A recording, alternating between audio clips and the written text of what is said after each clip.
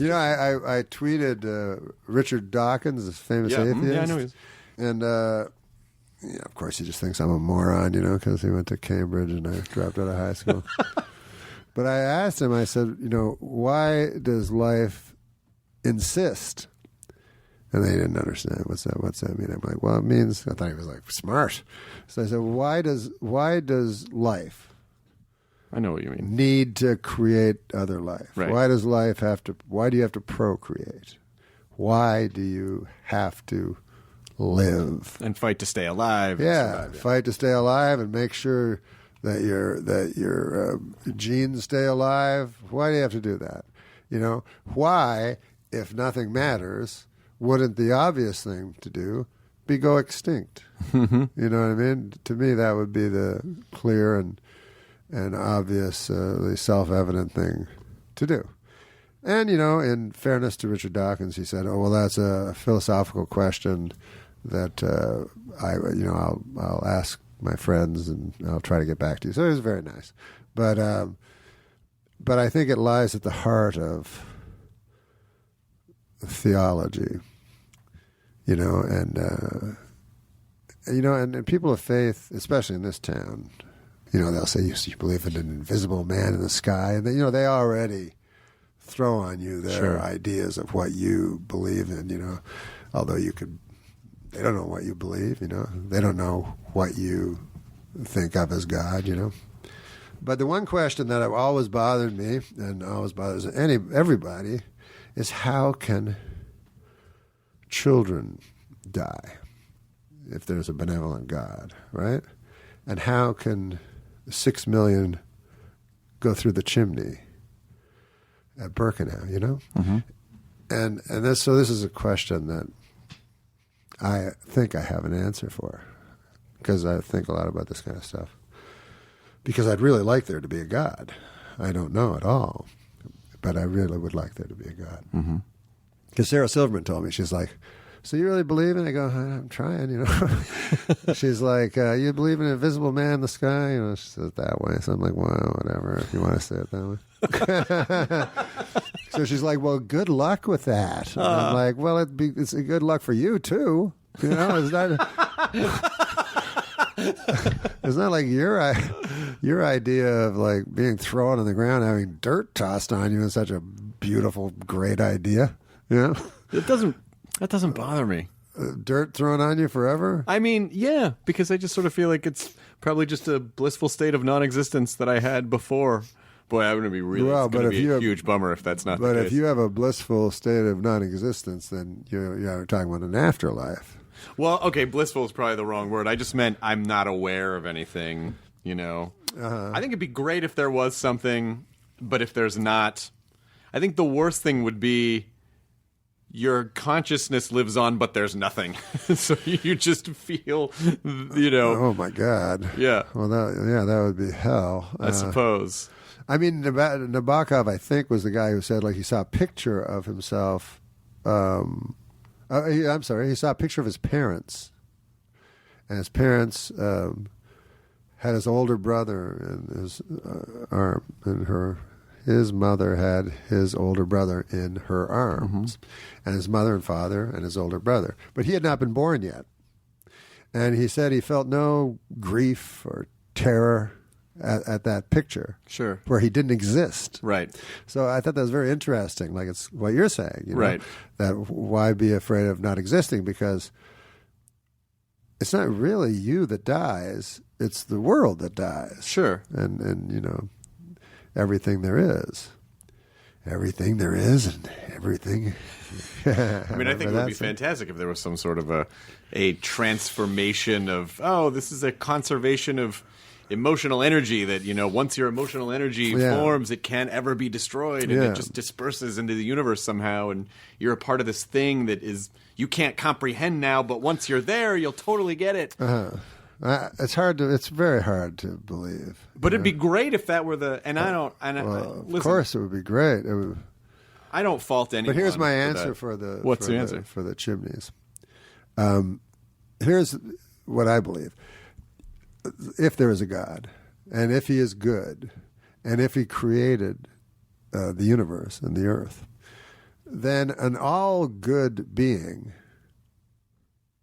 what can he create? He can't create good, because that would just be expansion. Mm-hmm. So all he can create is bad. So he creates bad, and then in a cool twist, the bad that he creates is allowed itself in a godlike way to create good from the bad. Because originally God created good from the bad, then bad from the good, and then he gives man the exact opportunity. So just from a standpoint of logic, which, is what atheists always try to say, I believe that there is an answer for the question of why God allows horrors. And that's what I come up with. But I also, I have a rabbi who I talk to a lot. I'm not Jewish. No, MacDonald, no. I was for a year, but he's the guy that knows. He's a scholar. Like my pastor doesn't know anything. Like he's just a pleasant guy. And he has, I don't know. You should probably look that up. Hey, what is there? I know. If you ask him a direct question, you go, huh? What? Didn't you hear my sermon? And the sermon's always like, how to be a nice fella, or something. It's always nonsense. But this pastor, I phoned this pastor because I try to read the scriptures and study them. Last week I asked this priest, this rabbi. I was saying, like in the Old Testament, they have the Lord's Prayer. And in the Lord's Prayer, he says, lead us not into temptation, but deliver us from evil. And I said, how could God lead us into temptation? It's without his boundaries, it's without his fence. God can't do that, if I'm correct about the God of the Old Testament.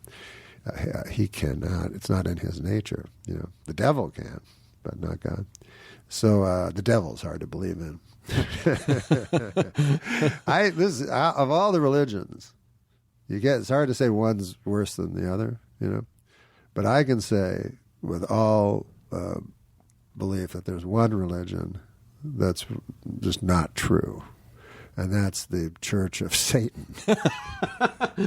I think it even purports to be not true. Like, it's like, there's a guy that's bigger than me. Well, I think some of them, I think some of the people who are, and I don't know, I can't speak for everyone, but just some of the stuff that I've seen online, I think some people adopt it as kind of a counter, like, okay, well, you guys have that guy over there with the beard, and then we have this guy. Yeah. And we should all be accepting it's not just that one, or just like, I think right. Sometimes I think it's But do you really want to have a personal relationship with the devil? A guy, it's the only religion where there's a bigger, stronger guy outside, of that the Satanists say exists. Sure. Yeah. Yeah. But they say we're going to go with the guy underdog. who was, because that guy, that guy wasn't popular. He got cast out. So we're going to be with this guy over here because maybe that's it. Maybe he's an outlaw. Yeah, he's kind of an outlaw. Yeah, exactly. He's definitely the original outlaw. Look, I don't want to say too many good things about the devil. But I guess he was. Now that you say it, he was the original. I hadn't really thought about it before, but I guess now, he was the original guy who got kicked out of the party. Who doesn't relate to that? Exactly. It's like big popular guys having a party. There's naked people running around. There's snakes and apples. There's a beautiful garden. It's like, they get kicked out. Come on. Everyone knows what that feels like. It's funny, like, people think that whatever religion you are, Christian or whatever, that you're so self-righteous, but actually, they feel they're sinners. When I was a Christian, I would sin all the time, and I ate apples. That's on page 1 of the book. Worst possible thing you could do.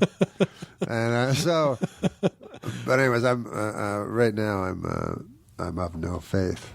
But you're looking for answers. Yeah, I'll find something. I'm probably closer to Judaism right now than anything else. But I like the laughter is so important to me. You know, I'm talking about me laughing, sure, not hearing other people laugh, right? But me laughing because I'm so emotional and so sensitive that I can be broken, you know, and I know I can, you know,